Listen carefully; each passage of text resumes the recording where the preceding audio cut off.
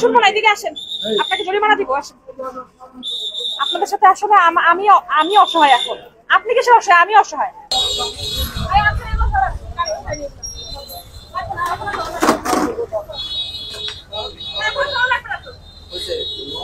এখন কেন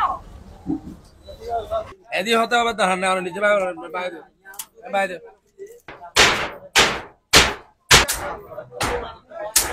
আজকে আমরা ঈদগাহ বাজারে এসেছি। যে বাজারের মধ্যে যে প্রায় সময় আমরা দেখতে পাই যেখানে প্রচুর পরিমাণে রাস্তায় জ্যাম লেগে থাকে এবং লোকজনের হাঁটা চলাতে প্রচুর কষ্ট হয়।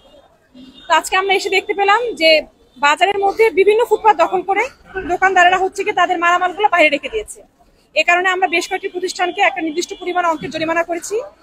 স্থানীয় সরকার ইউনিয়ন পরিষদ আইন 2009 অনুসারে যে প্রতিষ্ঠানগুলো ইউনিয়ন পরিষদের কোনো অনুমতি ছাড়াই এরকম করে ফুটপাত দখল করে তাদের দোকানের মালগুলো রাখছিল, তাদেরকে এরকম আমরা 5টা প্রতিষ্ঠানকে জরিমানা করেছি।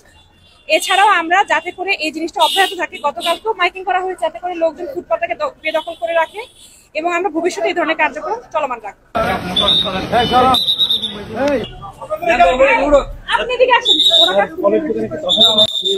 আমি তো আপনাদের সাথে আসলে দয়া দেখা দিচ্ছি, আমি কি তাদের করে জায়গা আপনার ম্যাডাম শুনবো না, এদিকে আসেন, আপনাকে জরিমানা দিব। আসেন, আপনাদের সাথে আসলে আমি অসহায় এখন। আপনি কিসের অসহায়? আমি অসহায়।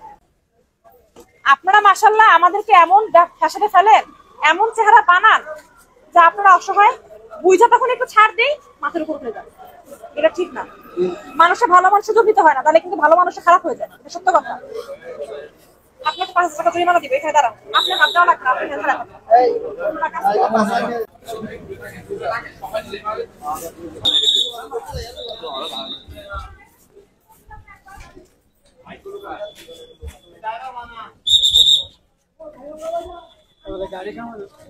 বন্ধ করে বেলাইছে।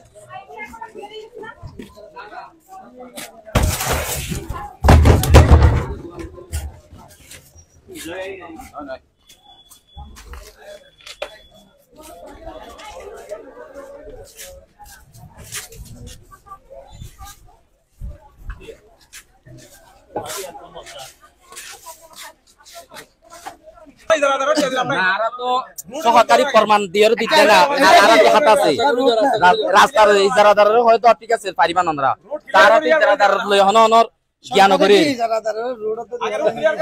না আর তো দি দাহের অনর হাত বাদ